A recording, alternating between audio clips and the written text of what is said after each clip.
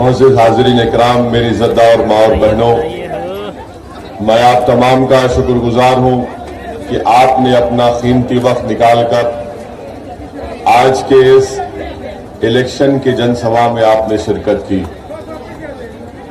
मैं आपको ये बताने आया हूँ कि 7 नवंबर के दिन जो विधानसभा के चुनाव का दिन है, हम आपसे अपील करने आए हैं कि अब की बार आप पतंग छाप के निशान पर बटन दबाकर अपने इत्तेहाद को, अपनी ताकत को और अपनी शराफ को कामयाब करेंगे। आप ये भी जानते हैं कि 5 साल पहले जब मजलिस इत्तेहादुल मुस्लिमीन ने अपने सियासी सफर का आगाज किया तो यही सरजमीन से, बहादुरगंज, किशनगंज, सीमांचल की सरजमीन से मजलिस इत्तेहादुल मुस्लिमीन ने अपने सियासी सफर का आगाज किया। और मैंने उस वक्त भी कहा और आज भी कह रहा हूं कि हमारी यहां पर मजलिस के क़याम करने का कई मकासद है, मगर एक बुनियादी मकसद ये है कि सीमांचल की ये सरजमीन जो ना सिर्फ बिहार बल्कि हमारे भारत देश में सबसे पसमानदा और सबसे बैकवर्ड इलाका है, और इस सरजमीन पर बसने वाले हर एक शख्स को, हर एक भाई को, हमारे बहन को, हमारे नौजवानों को, उनको इंसाफ मिलना जरूरी है। ये मजलिस इत्तेहादुल मुस्लिमीन की जद्दोजहद और मजलिस इत्तेहादुल मुस्लिमीन की कोशिश है कि सीमांचल की जनता को इंसाफ मिले। और अल्हम्दुलिल्लाह आपने देख लिया कि किशनगंज का असेंबली का इलेक्शन हुआ, बाई इलेक्शन का आज से 10 महीने पहले, तो वहां पर मजलिस इत्तेहादुल मुस्लिमीन ने उस इलेक्शन में कामयाबी हासिल की और वहां पर जनाब कमरुल हुदा साहब को किशनगंज की जनता ने अपना विधायक, अपने एमएलए बनाकर बिहार की विधानसभा में भेजा। और मैं आपके बात बताना जरूरी समझता हूं कि किशनगंज से जब कमरुल हुदा हमारे एमएलए बनकर कामयाब हुए, 10 महीने में कमरुल हुदा साहब ने किशनगंज विधानसभा में 5 करोड़ के काम मुकम्मल करवा दिए विकास के, और अभी 60 करोड़ के काम चल रहे हैं, ज़ेरे दौरान है।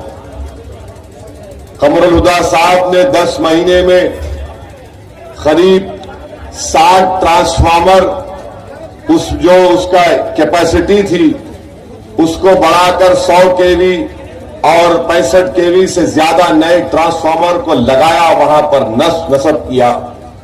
ये सिर्फ 10 महीने में मजलिस इत्तेहादुल मुस्लिमीन के एमएलए ने किशनगंज की विधानसभा में काम किया है। और मैं आपसे वादा कर रहा हूं कि यहां से आप मजलिस इत्तेहादुल मुस्लिमीन के उम्मीदवार जनाब अंजर नईमी साहब को कामयाब करिए। तो जिस तरह किशनगंज में 10 महीने में हमने काम करके दिखाया, इंशाअल्लाह ताला यहां से मजलिस के एमएलए जीतने के बाद उसी तरीके से, बल्कि उससे अच्छा इंशाअल्लाह ताला बहादुरगंज में काम करवाया जाएगा। आपको बात बताना मैं जरूरी समझता हूं कि बहुत से लोग हमसे पूछते हैं कि क्या आप सत्ता में आएंगे, क्या आपका विधायक मंत्री बनेगा। हम आपको बता रहे हैं कि हमारा मकसद जीत कर सत्ता में हासिल करना नहीं है।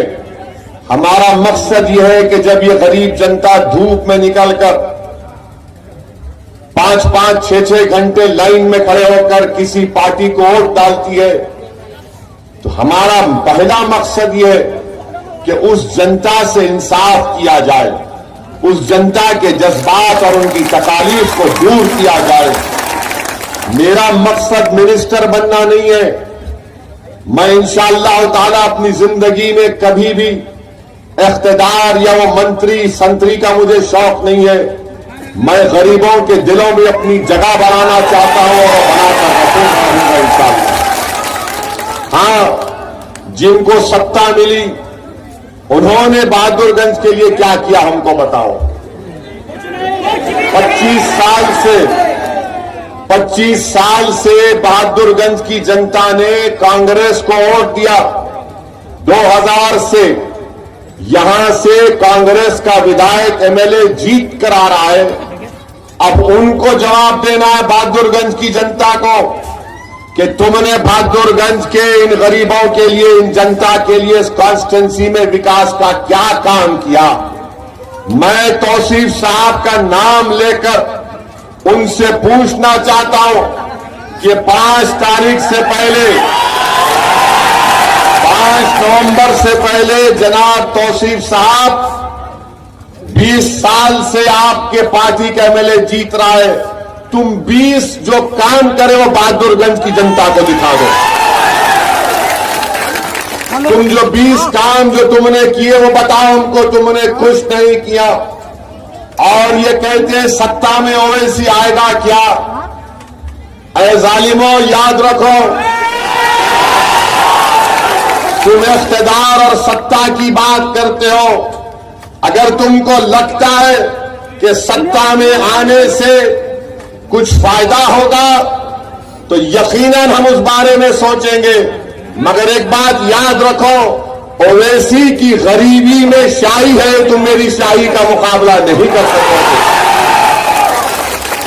हां, तुम सत्ता में रहे, बताओ आरजेडी के साथ तुम सत्ता में रहे, तुमने क्या किया बहादुरगंज के लिए। क्या तुम सत्ता में नहीं थे?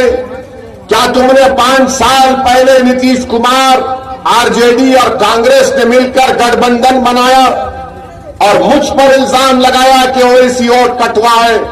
मैं तुमसे पूछना चाह रहा हूं, क्या तुमने 2 साल तक नीतीश कुमार और आरजेडी साथ नहीं थे?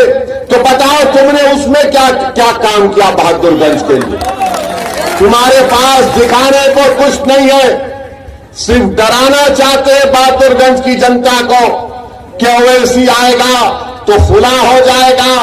बीजेपी का डर दिखाना चाहते हैं। हां, मैं बहादुरगंज की जनता के दरमियान में खड़े होकर कह रहा हूं कि मजलिस-ए-इत्तेहादुल मुस्लिमीन का एक एक रुकन सिर्फ अल्लाह से डरता है और उनके दिलों में गरीबों से एक मोहब्बत और दर्द का जज्बा है।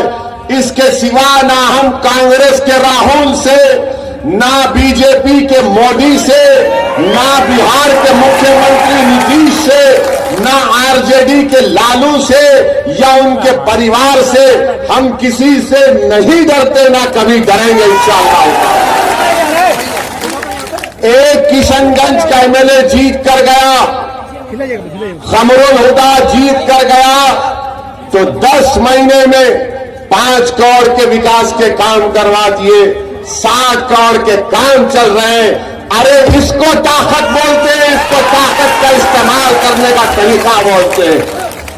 तुम 20 साल से बहादुरगंज के जनता ने आपको विधायक बनाया, एमएलए बनाया, आपने क्या किया?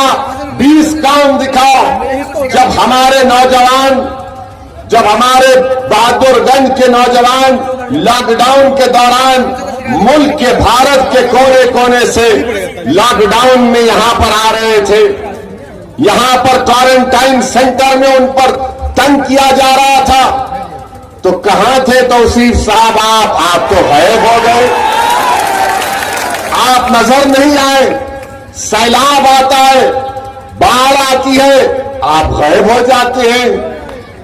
जब सैलाब, बाढ़ से जमीनें कट जाती हैं तो आप में इतनी हिम्मत नहीं है कि बहैसियत एक विधायक के आप प्रशासन से जाकर लड़कर कहते, अरे भाई इसका घर, इसके जमीन, इसकी खेत बर्बाद हो गई, इसको मुआवजा मिलो। अरे तुम किस काम के मेले हो जब तुम मुंह खोलना ही नहीं जानते। हमने क्या किया हैदराबाद में, मेरे कॉन्स्टिट्यूंसी पार्लियामेंट हैदराबाद में बहुत ज्यादा बारिश हुई, बहुत से इलाकों में घरों में पानी आया। हम अपने मुख्यमंत्री के पास गए और तेलंगाना रियासत में हमारे खाली 7 एमएलए, कोई मिनिस्टर नहीं है हमारी गाड़ी पर लाल लाइट नहीं है जो टाई टाई टाई करके फिरती है।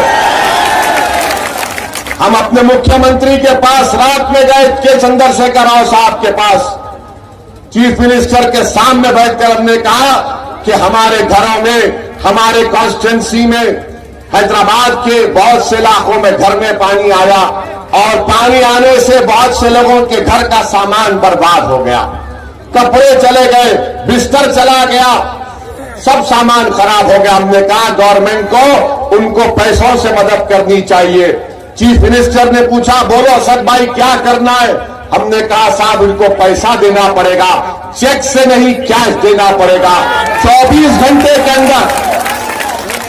घंटे के अंदर हैदराबाद में तेलंगाना के मुख्यमंत्री का मैं शुक्रगुजार हूं। उन्होंने कहा आप बोल रहे, मैं पूरे हैदराबाद की जनता के लिए हर उस घर में जिसमें पानी दाखिल हुआ था उसको 10,000 रुपये देंगे। आज पूछो आप जाकर एक एक घर में गवर्नमेंट के डीएम कलेक्टर के पास से लोग जाकर उनका आधार कार्ड का नंबर लेकर, उनके राशन कार्ड का नंबर लेकर, उनकी फोटो लेकर उस घर के में रहने वालों को 10,000 रुपये कैश दिया जा रहा है। यकीनन वो 10,000 रुपये जो उनका नुकसान हुआ उसकी 5 पाई नहीं कर सकते, मगर कम से कम वो गरीब तो खड़ा तो हो जाएगा। ये विधायक आपका क्या किया बताओ आप कुछ नहीं करते। अब आप कह रहे कि मैं मंत्री बनने वाला हूं, मेरा साथ दो। तौसीफ साहब, आपकी ये बात सुनकर वो याद आया कि बिल्ली के ख्वाब में छिछड़े ही सही। यानी तुमको 20 साल एमएलए बनाए, अब मंत्री बनाना पड़ेगा। मैं आपसे कह रहा हूं, तौसीफ मंत्री बनना चाहता है और इज़हार मियानी आपका संतरी बनना चाहता है। यह आपका संतरी बनना चाहता है, आप संतरी का साथ दो, मंत्री का मत दो। ये 20-25 साल आपने इसको साथ दिया। आपके इस बहादुरगंज में बताइए, हमारे बच्चों के लिए पढ़ने के लिए कॉलेज नहीं, स्कूल नहीं है। और मैं आपको वादा कर रहा हूं कि इंशाअल्लाह ताला आप इज़हार नईमी को कामयाब करिए। नईमी को हम तेरा घाट में इंशाअल्लाह डिग्री कॉलेज खोल कर रहेंगे गवर्नमेंट का इंशाअल्लाह। हमारे बच्चे बहादुरगंज के पटना को जाते हैं पढ़ने के लिए, छोटे छोटे कमरों में जिसमें सांस लेना मुश्किल है, वहां पर जाकर पढ़ते हैं। अस्पताल है, अस्पताल में ना खून का इम्तिहान होता, ना डॉक्टर के लिए कोई चीज है वहां पर बैठने के लिए। और ये 20 साल के विधायक, 20 साल 25 साल 20 साल हो गए कांग्रेस को यहां से। मेरे अजीज दोस्तों और बुजुर्गों, इसीलिए हम आपसे अपील कर रहे हैं कि जो तरक्की पटना और दरभंगा में हुई वो अब इंशाअल्लाह ताला सीमांचल में होगी, बहादुरगंज में होगी, कोचादामन में होगी, किशनगंज में होगी, अमूर में होगी, बैसी में होगी, जोकीहाट में होगी। और जो कोई भी सरकार बनाएगा पटना में, हमको यकीन है कि इंशाअल्लाह ताला अब की बार उपेंद्र कुशवाहा बीजेपी, अब ये हमारे यहां पर हम बीजेपी को रोकेंगे, आरजेडी को रोकेंगे और उपेंद्र कुशवाहा बिहार के नए मुख्यमंत्री होंगे। और अगर बिहार की सरकार पटना की लोग हमारी बात को नहीं सुनेंगे तो असदुद्दीन ओवैसी दोबारा आपके दरमियान में आएगा। अगर सीमांचल से इंसाफ नहीं होगा तो फिर असदुद्दीन ओवैसी सीमांचल की जनता को लेकर, जिस तरह महात्मा गांधी ने सत्याग्रह डंडी मार्च की थी, हम यहां बहादुरगंज कोचादामन से लाखों की तादाद में लोगों को निकल कर ओवैसी लेकर जाएगा पटना को सीमांचल के इंसाफ के लिए। और CAA का आपने एहतजाज किया था ना, NPR NRC का, ये पूछे तौसीफ साहब से, कांग्रेसियों से, कि भाई जब CAA NPR NRC का एहतजाज हो रहा था, हम सर्दी में निकल कर एहतजाज कर रहे थे और बीजेपी RSS की तरफ से कहा जा रहा था कि बहादुरगंज, किशनगंज, सीमांचल में घुसपैठी हो घुसे, उनका NPR NRC करना चाहिए। किसने जवाब दिया? बीजेपी का, RSS का। क्या तौसीफ साहब ने दिया? किसने दिया? असदुद्दीन ओवैसी ने जवाब दिया। और हमने क्या कहा कि सीमांचल की सरजमीन पर बसने वाले, चाहे मुसलमान हो, हमारे हिंदू भाई हो, दलित भाई हो, आदिवासी हो, इसमें कोई भी घुसपैठी नहीं है। ये भारत के बाइज्जत शहरी है और ये बीजेपी RSS सिर्फ डराने की सियासत कर रही है। इसीलिए मजलिस ने इनके खिलाफ बयान दिया। कोई कांग्रेसी मुंह नहीं खोलता। आज हमारे पास एक जर्नलिस्ट आए थे, एक पत्रकार आए थे, आकर पूछा कि ओवैसी साहब, आपने NPR NRC को क्यों बोला? क्या इससे बीजेपी को फायदा नहीं होगा? हमने कहा भाई साहब, ऐसा लगता है कि अगर कोई 50 साल का हो गया, शादी नहीं करा, तो ओवैसी जिम्मेदार है। अगर किसी के घर में बैल या भैंस दूध नहीं दी तो हम जिम्मेदार। किसी के घर में मुर्गा पुकारा नहीं सुबह तहज्जुद में, या मुर्गी ने अंडा नहीं दिया तो हम जिम्मेदार। नीतीश कुमार, कांग्रेस, लालू ने मिलकर वोट लिया और धोखा देकर चले गए। नीतीश कुमार बीजेपी के गोद में बैठकर मोदी के हाथ से दूध पी रहे, हम जिम्मेदार। सब हम जिम्मेदार है क्या? तो बोले बेटा बोलो, एक बात बताओ पत्रकार वालों, ये NPR NRC में जो हमने एहतजाज किया, किस लिए किया? हमने इसलिए किया कि हमारी जिंदगी का मामला था, हमारे लिए जिंदगी और मौत का मामला है। और सुन लो बीजेपी RSS वालों, जब इंशाअल्लाह ताला हमारे देश में, भारत में कोरोना खत्म हो जाएगा, अल्लाह के फजलो करम से वैक्सीन निकलेगा, जब हालात मामूल पर आएंगे, तो सुनो मोहन भागवत और नरेंद्र मोदी, हम दोबारा एहतजाज करेंगे इंशाअल्लाह ताला। ये चंद बातें हम आपको बताने आए थे और आपसे फिर से गुजारिश कर रहे हैं कि आप मजलिस इत्तेहादुल मुस्लिमीन के उम्मीदवार को कामयाब करिए, बेखौफ होकर मजलिस को वोट डालिए। किशनगंज की कामयाबी यकीनन आप तमाम को इत्मीनान और एक एतमाद देता है कि मजलिस इलेक्शन जीत रही है। और हमको पूरा यकीन है कि पटना में जब नई सरकार बनेगी तो बगैर मजलिस इत्तेहादुल मुस्लिमीन के ताईद के नहीं बन सकती इंशाअल्लाह ताला।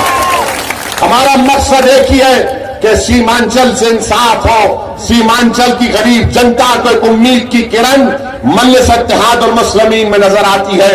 मैं हमारे बुजुर्गों से, हमारी मां और बहनों से, हमारे गयूर नौजवानों से, यहाँ के तमाम मुखियाओं से, आप सबसे दरमंदाना अपील कर रहा हूं कि वोट का इस्तेमाल करिए, अपनी पार्टी को कामयाब करिए। शुक्रिया, सलाम अलैकुम। सीमांचल जिंदाबाद, सीमांचल जिंदाबाद, सीमांचल जिंदाबाद।